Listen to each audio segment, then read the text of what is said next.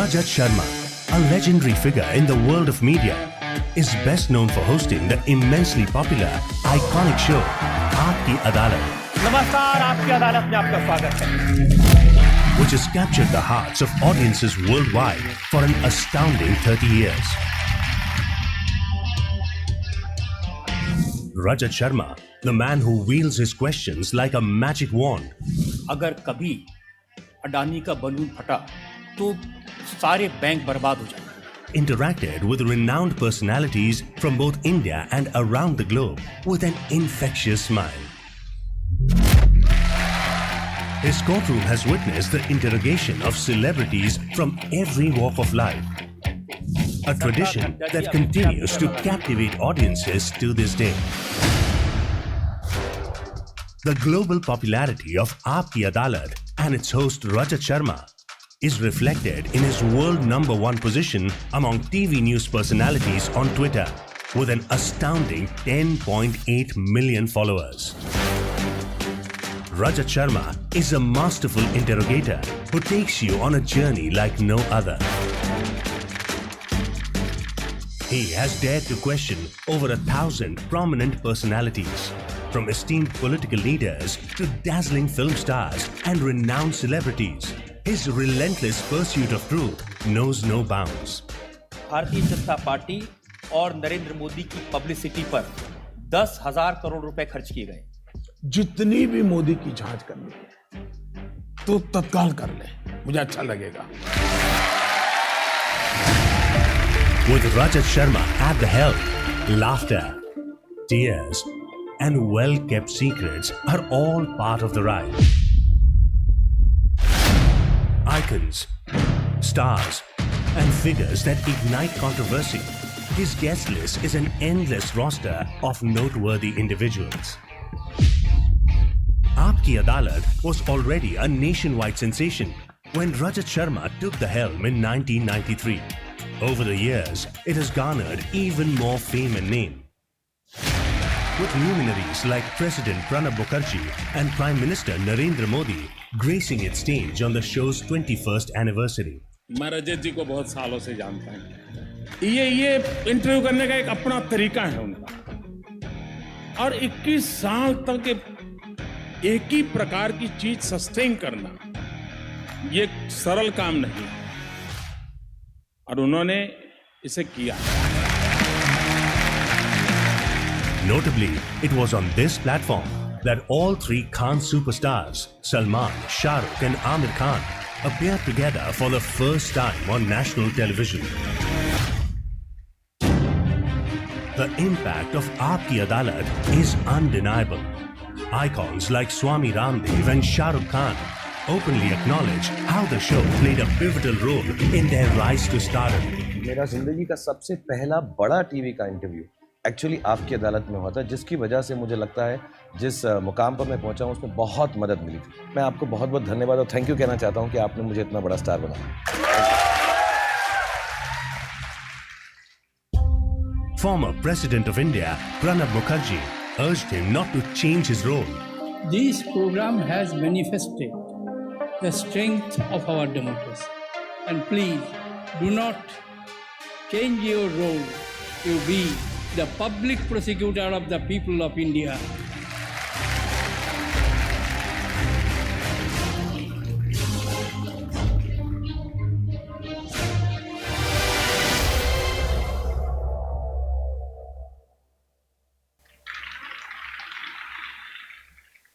Welcome, sir. We're very honored to have you here with us today. सबसे पहले तो मैं कहना चाहूँगी कि लोग दो प्रकार के होते हैं. एक वो जो बोले भगवान मुझे कभी अदालत के चक्कर मत कटवाना, और एक मेरी तरह जो बोले भगवान मुझे रजत जी की अदालत में जाने का एक मौका ज़रूर देना. Thank you so much. I am so delighted to be sharing stage with you. आज तो आपने मुझे अपनी अदालत में बुला लिया है. बिल्कुल रजत जी, मेरा सपना पूरा हो गया. Thank you so much for being here with us. Sir, I want to ask you, you are looked up to by people because you've had a very humble beginning and you've managed to build a very strong brand. So if you can please share with all our audience today your journey, your life's journey, how you went about inspiring all of us. मेरी जिंदगी जहाँ से शुरू हुई और आज भी उतनी सेक्सी नहीं है जैसी अभी अभी आपने पर्दे पर देखी है।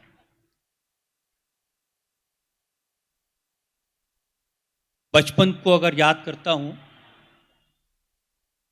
पुरानी दिल्ली में सब्जी मंडी में एक संकरी सी गली में जाकर तीसरी मंजिल पर एक 10 बाई 10 का कमरा था।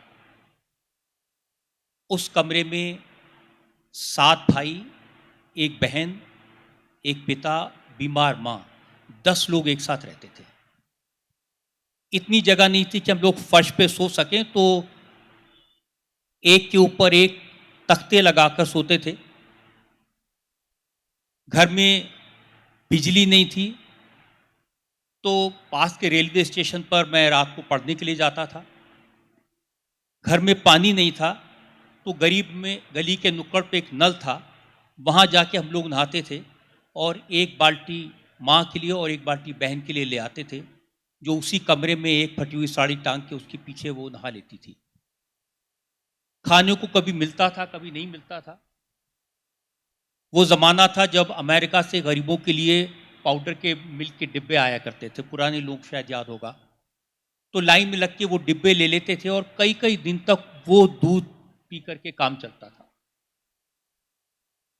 लेकिन ऐसी परिस्थितियों में भी जो हमारे फादर थे, बाबूजी थे, वो हिम्मत देते थे, वो लड़ना सिखाते थे। एक घटना है जिसकी वजह से आपने कहा कि ब्रांड बने, यहाँ पहुँचे। हमारे घर में तो चूंकि बिजली नहीं थी, तो टीवी और रेडियो होने का सवाल ही नहीं पैदा होता था।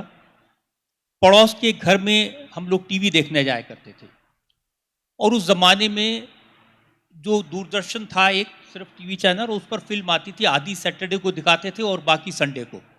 उसके अलावा आपको याद होगा चित्रहार एक प्रोग्राम लोग देखने जाते थे। तो सैटरडे को आधी फिल्म देखने गए, और जब संडे को मैं गया तो उन्होंने दरवाज़ा बंद कर लिया। 8-9 साल की उम्र थी। दुख हुआ, घर वापस आ गया, आंख में आंसू थे। बाबूजी ने पूछा कि क्या हुआ, क्यों रोते हो? तो मैंने कहा कि शहीद भगत सिंह की फिल्म देखने गए थे, आधी देखी थी, अब बाकी नहीं देख पाए। उन्होंने दरवाज़ा बंद कर लिया, खोला नहीं दरवाज़ा। तो बाबूजी ने कहा कि किसी दूसरे के घर में किसी तीसरे को टीवी पर देखने जाते हो, अगर दम है तो ऐसा करो कि तुम टीवी पर आओ और लोग तुम्हें देखें। ये एक शुरुआत थी, और ऐसे ही संघर्ष से चलते चलते यहाँ तक पहुंचा हूं।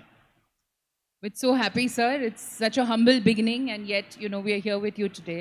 आपकी अदालत, जैसे हमने देखा, is the longest running show in the country. It has been a show that I grew up watching with my family, and it's amazing to be sitting with you here today. I just want to know, how did the idea, ये आपकी अदालत का idea, how did it come about, sir? अब तो करीब 30 साल हो गए इस घटना को। मैं मुंबई में एक अखबार में, डेली न्यूज़पेपर में एडिटर था, और सुभाष चंद्रा ने उस समय जी टीवी लॉन्च किया था अक्टूबर में। और जी टीवी आप जानते हैं, वो चैनल था जो पहला सैटेलाइट टीवी इंडिया में आया था, जिसके प्रोग्राम्स होते थे जंगली तूफान, टायर पंचर, सांप सीढ़ी। हम लोग एक फ्लाइट में दिल्ली से मुंबई जा रहे थे, और गुलशन ग्रोवर जो फिल्म स्टार है, वो मेरे साथ कॉलेज में पढ़ते थे, मेरे साथ बैठे हुए थे। तो उन्होंने सुभाष चंद्रा की तरफ इशारा करके कहा, इनकी फ्रेंच का दाढ़ी थी, तो उसने कहा, यार इसको, ये दाढ़ी को जानता है तू? तो मैंने कहा, हाँ मैं जानता हूँ, ये एसएल वर्ल्ड चलाते हैं, कई बार मेरे पास आते हैं अपनी पब्लिसिटी के लिए।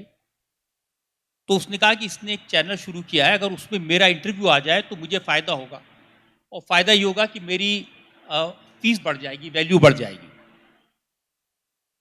तो मेरे अंदर एडिटर वाली एरोगेंस थी। मैंने कहा, अरे क्या बात है, 1 मिनट अभी इसको कहता हूँ, क्या ऐसी क्या बात है। उस ज़माने में जो पुराने लोग जानते हैं कि जो इम्पोर्टेंट लोग होते थे, वो जाके हवाई जहाज़ की आइल में खड़े हो जाते थे, और वहाँ बहुत बहुत देर तक चर्चा चलती रहती थी। तो रमेश चौहान, जो कि पार्ले के ओनर थे, सुभाष चंद्रा और मैं वहाँ खड़े होकर बातें करने लगे। और फिर मैंने कहा, सुभाष जी, ये हमारा दोस्त है गुलशन, इसका इंटरव्यू करो। तो उन्होंने कहा, अरे भाई कौन इंटरव्यू करेगा, मैं तो बिजनेसमैन आदमी हूँ, आप इसका इंटरव्यू करो। तो मुझे थोड़ा इंसल्टिंग लगा कि मैं गुलशन ग्रोवर का इंटरव्यू करूं, मैं इतना बड़ा एडिटर अखबार का। तो मैंने उनको कहना शुरू किया कि सुभाष जी, दो लोग बैठ के बात करेंगे तो कौन देखेगा? तो रमेश चौहान ने पूछा फिर क्या करें? मैंने कहा एक अदालत लगाओ, बड़ी बड़ी पर्सनैलिटीज़ को कटघरे में बैठाओ, बड़े बड़े नेताओं को वहाँ बिठाओ, उनको जूते मारो, पब्लिक के सामने उनको अकाउंटेबल बनाओ, तब देखो मज़ा आएगा। ये बात हमने की थी, ख़त्म हो गई। फिर कुछ दिन बाद सुभाष जी ने मुझे फ़ोन किया, उन्होंने कहा आपका जो वो आइडिया था। मैंने कहा कौन सा आइडिया? बोले वो जो प्रोग्राम का। मैंने कहा कौन सा प्रोग्राम? तो उन्होंने कहा अच्छा मैं आपको मिलने आता हूँ। फिर मिलने आए तो उन्होंने कहा कि वो जो आइडिया था मैंने अपने क्रिएटिव लोगों से डिस्कस किया, ये आपकी अदालत का आइडिया बड़ा अच्छा हो सकता है। तो मैंने कहा जी मैंने कोई आइडिया नहीं दिया, मैं तो वैसे ही बात कर रहा था और आई एम सॉरी, मैंने इतनी उल्टी सीधी लफाजी कर दी थी। लेकिन वो परसू करते रहे 2-3 बार और फिर फाइनली आई गिव इन, और 12 फरवरी 1993 को पहला आपकी अदालत रिकॉर्ड हुआ लालू यादव के साथ, और उसके बाद then it became history. We're so glad you came up with the idea, sir, because it's an amazing show to watch.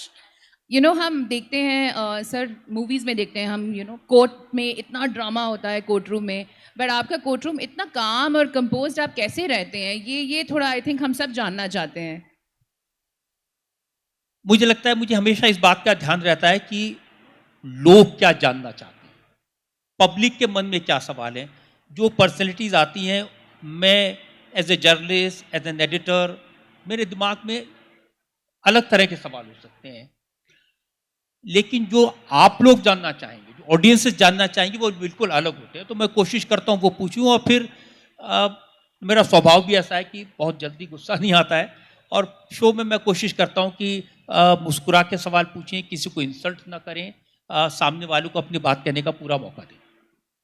Sir, कभी ऐसा हुआ हो आपके साथ कि रियलिटी में किसी ने आपके पास आके आपको बोला हो कि क्या रजत जी आप मेरा केस लड़ेंगे? हाँ, 1-2 बार ऐसे हुआ है। मुझे तो सीधा नहीं कहा, मेरी वाइफ को लोगों ने अप्रोच किया कि उनसे कह दीजिए मेरा केस लड़ें। My daughter who is now a lawyer, so she says there are times people ask her in the court, can your father fight our court, my case? So she says, I keep telling them he's not a lawyer. I am a trained lawyer. He is not. Oh, that's so nice. But were you the inspiration for her, doing law? No, I think she decided on her own. I think Mr. Arun Jaitley was a very, very close family friend. Watching him doing so well in this profession, probably she thought of it. That's lovely, sir. Sir, आपके अभी तक के सबसे favourite guest कौन रहे हैं show पे? Actually मेरा फेवरेट गेस्ट वो होता है जिसको जनता पसंद करती है। जब रेटिंग्स आती हैं और फिर लोग उसको देखते हैं, तो 30 साल के जर्नी को अगर जब हम एनालाइज करते हैं तो सबसे ज़्यादा कौन सा शो था जिसको लोगों ने देखा, और ये तब होता है किसी व्यक्ति के बारे में लोगों के मन में क्यूरियोसिटी होती है, उत्सुकता होती है। तो 2014 में जब नरेंद्र मोदी आपकी अदालत में आए तो he was a huge success, क्योंकि उस समय वो प्रधानमंत्री पद के उम्मीदवार थे। Everyone was wanting to know who this man is, what his background is, what his ideas are, how is he going to lead the country. So probably this came out from there. Number 2 पर मैं कहूँगा जिसके बारे में बहुत लोगों के मन में क्यूरियोसिटी थी, बहुत कंट्रोवर्शियल इंसान, और जो कभी किसी इंटरव्यू को सीधे जवाब नहीं देते थे। उनसे सवाल पूछ रहे होते थे, कोई वो इधर देखेंगे, वो कभी उधर देखेंगे, लेकिन जब वो आपकी अदालत में आए तो उन्होंने हर सवाल का जवाब दिया। वो थे सलमान खान। सलमान ने पहली बार अपनी ब्लैक बक की किलिंग के बारे में, अपने रोड एक्सीडेंट के बारे में, ऐश्वर्या राय के बारे में, कटरीना के बारे में खुलकर बात की, और वो प्रोग्राम में फोकस करके जवाब दे रहे थे, इधर उधर नहीं देख रहे थे। तो ये इसलिए वो प्रोग्राम काफ़ी हिट हुआ। तो ये, और शुरुआती दिनों में जिस प्रोग्राम ने सबसे ज़्यादा लोगों को अट्रैक्ट किया था वो लालू यादव का था, जो पहला शो था। और उसके बाद इमरान खान को मैं आपकी अदालत में लाया था। उस समय वो पाकिस्तान के बड़े बॉलर थे, क्रिकेटर थे, और सियासत में नहीं आए थे। तो आपकी अदालत में उन्होंने अनाउंस किया था कि मैं राजनीति में एंटर कर रहा हूँ। तो that show became very big hit in the subcontinent. That's so lovely, sir. And has there been any guest who you were very keen to have on Aapki Adalat but has not yet made it to the show? सबसे ज़्यादा इस समय मुझे लगता है जो interesting होगा, मैं कोशिश कर रहा हूँ उनको बुलाने की, वो है Donald Trump. I think we're all looking forward to that. मुझे लगता है दुनिया में उनसे अच्छी पर्सनैलिटी कोई नहीं है आपकी अदालत में आने के लिए। बिल्कुल। और प्रेसिडेंट हाउस में मेरी उनसे मुलाकात हुई थी जिस समय वो इंडिया आए थे लास्ट टाइम। तो वो नॉर्मली सब लोग लाइन में खड़े होते हैं, एक एक सेकंड में इंट्रोडक्शन होता है, ये हैं। तो मोदी जी ने इंट्रोड्यूस कराया, ये हमारे टीवी के बहुत बड़े स्टार हैं। तो ट्रंप पहले आगे निकल गए थे, फिर अचानक वो वापस आए। What makes you a star? तो मैंने कहा I do a show. What show? I said this show is called people's court. I make people sit in the dock and accuse them. तो वहाँ जो लोग खड़े थे वो देख रहे थे ये क्या दोनों बातें कर रहे हैं। So he asked me, have you put this man? And Modi ji ने इशारा कर, have you put this man in the dock?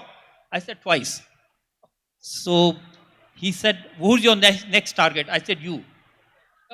So he laughed and he said, okay, definitely. So 3-4 minute ये conversation हुआ था. Probably now if he contests again, I'll try to get him. That's lovely. We're looking forward to that, sir. I'm sure you're going to have a lot of viewers for that show. Sir, our audience today is largely women. So let me ask you, who has been your favorite lady personality to interview? You've had celebrities, politicians, and was that any different from interviewing the men? My wife, who directs the show Yes. for last 30 years, she tells me that any woman, any lady who comes to a show becomes your favorite. And she also says you are very soft to them. कई बार ऐसे embarrassing moment हुए हैं और वो unfortunately women के साथ हुए हैं। मुंह से कभी ऐसी बात निकल जाती है, फिर बाद में मैं बहुत एम्बेरेस्ड फील करता हूँ। रेणुका चौधरी उस समय कांग्रेस की सरकार थी, मिनिस्टर थी, उनसे मैं सवाल पूछ रहा था। तो मैंने उनसे पूछा कि I was wanting to say that कि आपके हस्बैंड आपके काम में इंटरफेयर करते हैं, मिनिस्टर के काम में। तो उन्होंने कहा एक मिनट रुकिए रजत जी, आपकी शादी हो गई? तो मेरे मुंह से निकला आपका इरादा क्या है? So this became Uma Bharti when she came for आपकी अदालत। तो मेरे मुंह से एक सवाल निकला, आपको जब लोग सेक्सी सन्यासीन कहते हैं आपको कैसा लगता है? तो वो काफ़ी बाद में मुझे लगा नहीं इतना नहीं पूछना चाहिए था, थोड़ा एम्बेरसमेंट भी हुआ। तो कई बार ऐसे निकलते हैं।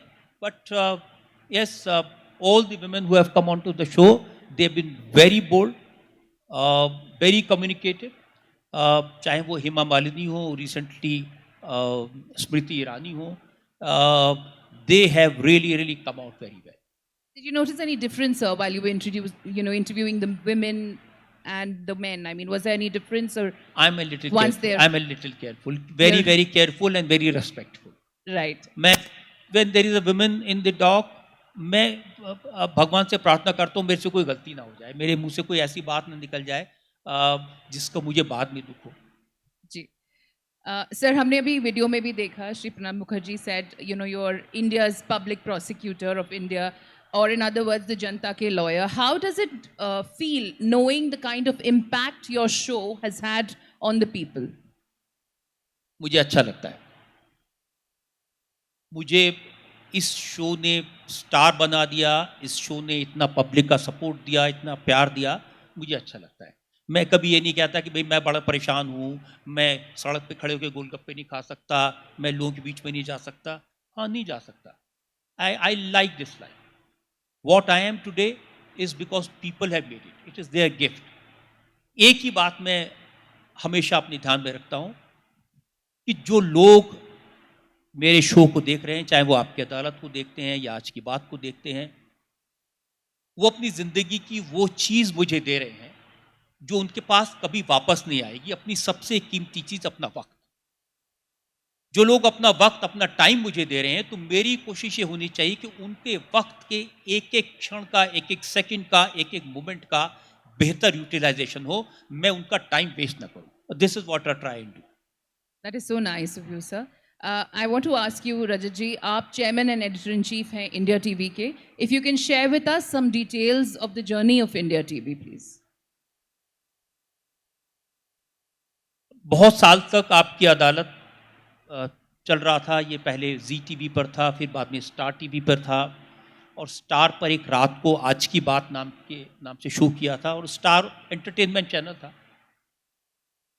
My daughters were studying in boarding school in Basuri. So after seeing them off, I was coming back. I was on a train. दो बहुत बूढ़े लोग थे, ओल्ड पीपल थे. उन्होंने कहा कि बेटा हम तेरा शो देखते हैं, पता है हम फ्रीडम फाइटर हैं, हमने आज़ादी की लड़ाई लड़ी है. तो मैंने कहा अच्छा नमस्ते, बहुत अच्छी बात है. तो उन्होंने कहा कि कुछ करो भाई, देश को बहुत ज़रूरत है. तो मैंने कहा मैं और क्या करूँगा साहब, एक ये शो आज की बात रोज़ करता हूँ, फिर आपकी अदालत करता हूँ, अब इससे ज़्यादा और क्या करूँगा. तो मैंने देखा वो जो ओल्डर ऑफ द टू, उसके यहाँ से टीयर रोल किया, आँख से आंसू. तो मैंने पूछा मैंने कोई गलत बात कह दी. तो जो जूनियर वाला था उसने कहा कि ये रोज़ रात को तुम्हारा शो 11:30 बजे आता है रात को, ये 11:15 बजे का अलार्म लगा के उठता है, 11:30 से 12:30 तक तुम्हारा शो देखता है, उसके बाद आधा घंटा मेरी जान खाता है. रोज़ कहता है कि देखना एक दिन ये आदमी कुछ करेगा, और आज आपने कह दिया आप कुछ नहीं करेंगे. वो बात सुन के कई दिन तक मैं सो नहीं पाया, नींद नहीं आई, क्या करें क्या करें. और फिर उस थॉट में से हमने सोचा कि एक ऐसा चैनल करें जो लोगों की आवाज़ बने, लोगों की बात पहुंचाए. इसीलिए हमने इसका नाम इंडिया टीवी रखा. Very nice sir. सर जैसे हम देखते हैं the new age is now digital, ये हम सब बोलते हैं. How do you think it is impacted the television industry? So we have social media. देखिए मैं डिजिटल के बारे में बड़ा साफ साफ एक बात कहता हूँ. शुरुआती दौर में आज के 10 साल पहले digital was really an attraction. और लोग डिजिटल मीडियम से दो चीज़ें होती हैं, एक तो आप में से कोई भी अपनी बात को एक्सप्रेस करने के लिए प्लेटफॉर्म मिल जाता है, और दूसरा ये बड़ी तेज़ी से लोगों तक पहुंचता है. इट हैज़ नो टाइमिंग का, वक्त का. आप कहीं भी बैठे हुए डिजिटल मीडिया से इंफॉर्मेशन हासिल कर सकते हैं, बड़ी अच्छी चीज़ थी. लेकिन पिछले 10 साल में आज it is a situation which is reversed. आज डिजिटल मीडिया में ज़्यादातर लोगों ने अपनी क्रेडिबिलिटी खो दी है. आज हम डिजिटल मीडिया पर कुछ देखते हैं तो ब्रॉडकास्टर से या न्यूज़पेपर वाले से पूछते हैं कि क्या ये ठीक है. हर रोज़ मुझे सैकड़ों मैसेज आते हैं कि सर व्हाट्सएप पर ये न्यूज़ आई है, क्या ये ठीक है? सर फलां वेबसाइट पर ये न्यूज़ आई है, क्या ये ठीक है? न्यूज़ की ताकत होती है क्रेडिबिलिटी, ट्रस्ट में. अगर आप मेरी बात पर भरोसा नहीं करते, अगर मेरी क्रेडिबिलिटी नहीं है, तो मैं ही कोई वर्थ नहीं है न्यूज़ के वर्ल्ड में. तो डिजिटल मीडिया ने ओवर एंथुसिज्म में, ज़्यादा हिट्स लेने के चक्कर में, झूठ बोल के, अफवाहें फैला करके, हाफ बेक ट्रूथ बता करके, लोगों की भावनाएं भड़का करके अपनी वो क्रेडिबिलिटी खत्म कर दी. And now people are looking back to broadcast media to get the saner news. पहले ब्रॉडकास्ट मीडिया से लोगों को बहुत सारी शिकायतें होती थी, बहुत शिकायतें होती थी. वो role reversal. Sir, lastly, I want to ask you, what is your idea of success? मेरा आइडिया सक्सेस का ये है कि आपने मुझे यहाँ इतने सम्मान से बुलाया. So that is your humility कि आप आए हमारे साथ बैठे. और आर्मी के लोगों की वाइफ्स हैं, उनका मैंने काम देखा, मैं वाकई में बहुत इम्प्रेस्ड हूँ. किस लेवल पर काम शुरू किया और आज उसको कहाँ तक पहुँचा दिया. और जो एग्जीबिशन मैंने देखी उससे पता चलता है कि आर्मी वाइफ्स के मन में सिर्फ लोगों का वेलफेयर है, और समाज के ऐसे लोगों का वेलफेयर आपके ध्यान में है जिनको शायद कोई और मदद नहीं करेगा. तो ये बहुत बड़ा टास्क है. आपने मुझे इतना सम्मान दिया, यहाँ बुलाया, मैं इसको सक्सेस मानता हूँ. देश की जनता जो प्यार देती है मैं उसको सक्सेस मानता हूँ, और यही मेरी ताकत है. Can we have a round of applause please for Mr. Rajat Sharma?